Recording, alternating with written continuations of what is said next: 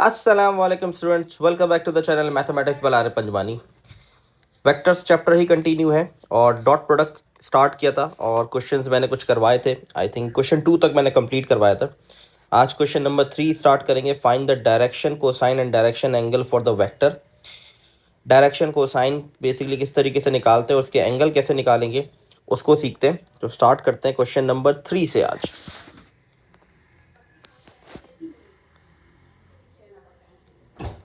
Question number 3 जो है हमारे पास,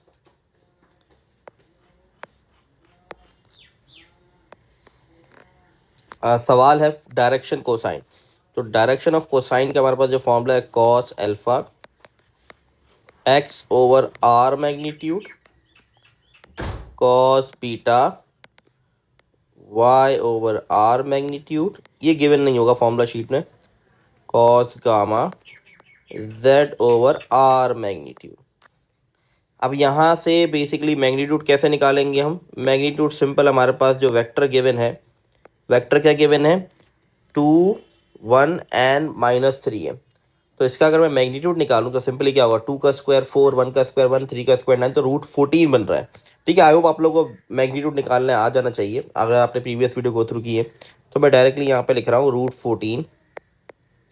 यहाँ पर भी आ गया मेरे पास रूट 14 और यहाँ पर भी आ गया रूट 14। अब बात बची न्यूमिनेटर। न्यूमिनेटर में क्या लिखे? एक्स वाई जेड की कौन सी वैल्यू? जो x है वो रिप्रेजेंट कर रहा है i को, तो सवाल के अंदर i के साथ जो हमारे पास कोफिशिएंट है वो लिखा हुआ है 2, तो इसके साथ यहाँ पर लिख दूंगा 2। इसी तरीके से j जो है वो रिप्रेजेंट करता है हमारे पास y को, y एक्सेस को, तो यहाँ 1 आ गया, और z एक्सेस को रिप्रेजेंट करता है k, तो -3 आ गया। ये पहला पार्ट हो गया। ये सारे कहलाती है direction of cosine. Next part कह रहा है डायरेक्शन के एंगल भी निकाल दे। तो एंगल कैसे निकलेंगे? बड़ा सिंपल है, कॉस को वहाँ ले जाऊंगा तो कॉस इनवर्स हो जाएगा, तो अल्फा बराबर हो गया कॉस इनवर्स 2 ओवर रूट 14।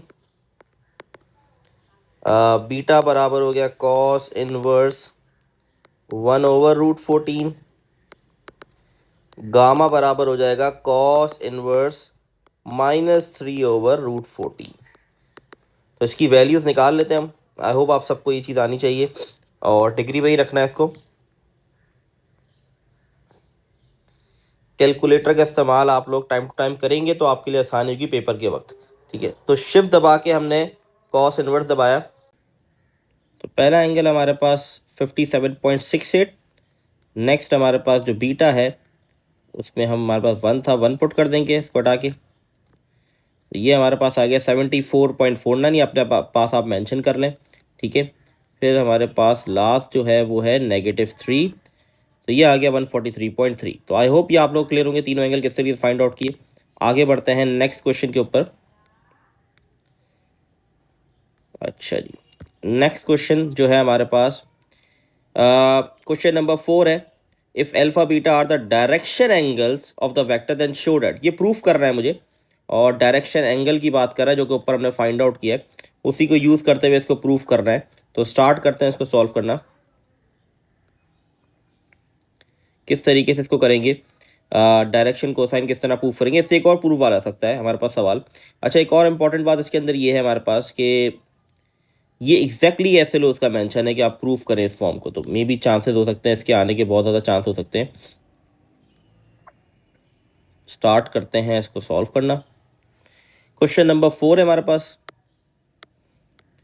अब जो चीज़ें मुझे गिवन थी, जैसे कि कॉस, मतलब जो चीज़ें पता है मुझे, कॉस अल्फा मेरे पास है X over R magnitude, cos beta बराबर है मेरे पास वाई ओवर आर मैग्नीट्यूड, इसी तरीके से कॉस गामा जो है वो है जेड ओवर आर मैग्नीट्यूड।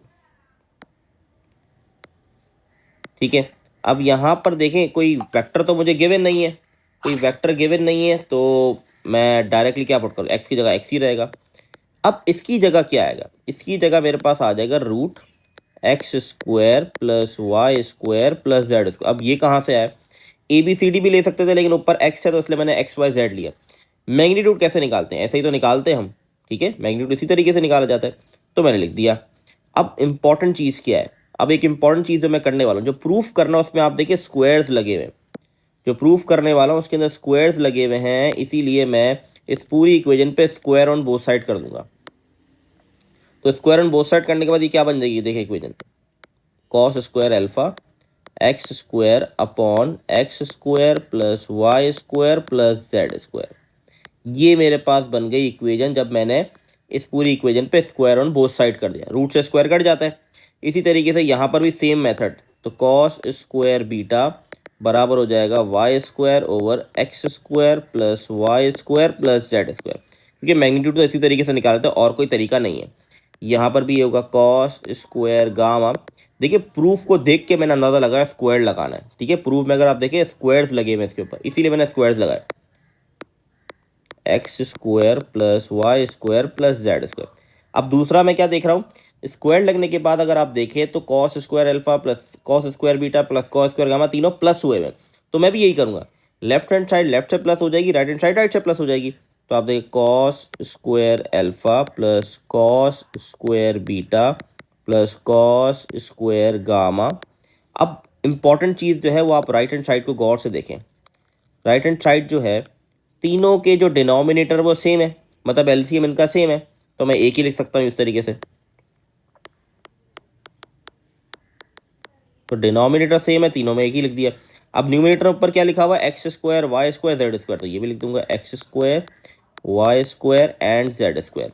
तो इससे मुझे फ़ायदा क्या हुआ, जब मैंने ऐड कर दिया तो ये दोनों आपस में कट गया और ये किसके बराबर आ गया, 1 के।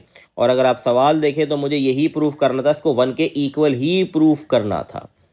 अब एक और इम्पॉर्टेंट बात यहाँ पर, पेपर के अंदर हो सकता है आपको थोड़ा सा डिफरेंट सवाल कर दिया जाए प्रूफ के लिए, ठीक है। वो किस तरीके से प्रूफ के लिए डिफरेंट सवाल, वो मैं आपको करके दिखाता हूँ। फॉर एग्जाम्पल सवाल आ जाता है इसको प्रूफ कर दें,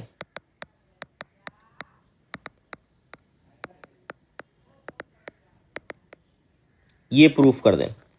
तो अगर आपको ये प्रूफ करने आता है तो इस पे जाने में कोई मुश्किल नहीं होगी आपको, कैसे, अब वो देखते हैं। देखिए हम ऊपर ऑलरेडी प्रूफ कर चुके हैं, अब मैंने क्या करने वाला हूँ, गौर से देखिएगा। ये जो कॉस है, cos square alpha cos square beta cos square gamma, यहाँ पर एक फॉर्मूला ओपन कर दूंगा। कौन सा formula, 1 minus sign square alpha 1 minus sign square beta 1 minus sign square gamma.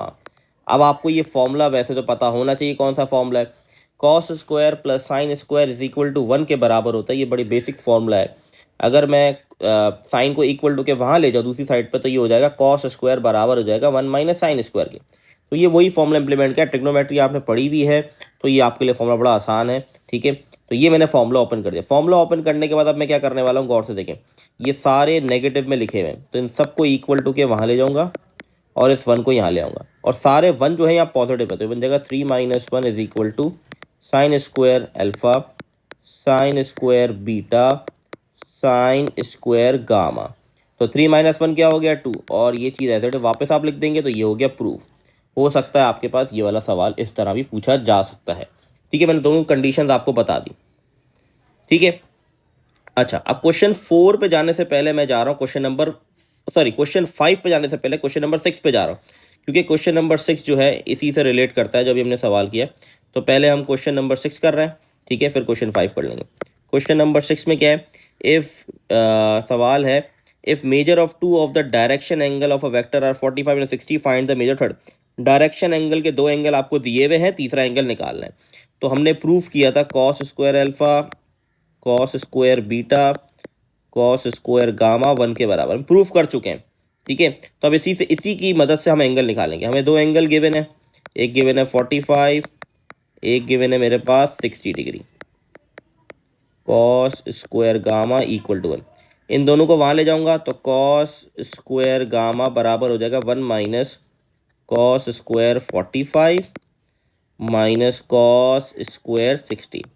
अब ये आप लोग के लिए सॉल्व करना है, मुझे कमेंट में बताना है आप लोग का आंसर क्या आ रहा है। यहाँ एंगल निकालना है, याद रखें, गामा फाइंड आउट करना है। तो अब आप लोग मुझे कमेंट में बताएं आप लोगों के क्या आंसर आ रहे हैं। अच्छा, यहाँ पर मोस्ट प्रोबेबली 2 आपके पास वैल्यूज आ रही होंगी, 2 एंगल्स आ रहे होंगे, ठीक है, इसका ध्यान रखें। अब आप लोग सॉल्व करें, मुझे बताएं इसके क्या आंसर आ रहा है। क्वेश्चन नंबर 5 पे मूव करते हैं। Calculate the projection of A along B and projection B along A. मैं पहला पार्ट करवा देता हूँ। पहला पार्ट क्या, projection along A along B, ठीक है। ए अलॉन्ग बी का मतलब ये बेसिकली एक बी वेक्टर अपनी डायरेक्शन में मूव कर रहा है, तो उसका ए का जो शेडो पड़ रहा है बी के ऊपर वो कितना पड़ा है वो प्रोजेक्शन निकाल के बता दे। बड़ा सिंपल सा फॉर्मूला है, कोई इतना मुश्किल सवाल नहीं है, बहुत आसान सा इसका फॉर्मूला है। वो फॉर्मूले से ये सवाल आराम से सॉल्व हो जाएगा। वो क्या फॉर्मूला है वो मैं आपको बता देता हूँ। क्वेश्चन नंबर 5 कर रहे हैं हम अभी सॉल्व। पहला पार्ट कर रहे हैं ए अलॉन्ग बी प्रोजेक्शन वाला, ठीक है। दूसरा पार्ट आप खुद कर लेंगे। ए अलॉन्ग बी आया है तो तब हमारे पास फॉर्मूला बनता है A dot B divide by B magnitude. अगर थोड़ा मैं चेंज कर दूँ, मतलब बी अलॉन्ग ए कर दूँ, तो अब फॉर्मूला बन जाएगा A dot B divide by A magnitude. तो इतना सा फर्क आएगा, जिसके अलॉन्ग होगा वो डिनोमिनेटर में हम उसका मैग्नीट्यूड निकालेंगे। ये सवाल का कहानी है, ठीक है। बड़ा सिंपल सा सवाल है। तो पहले हम तो पहला पार्ट सॉल्व कर रहे हैं, तो इसको कंप्लीट करते हैं।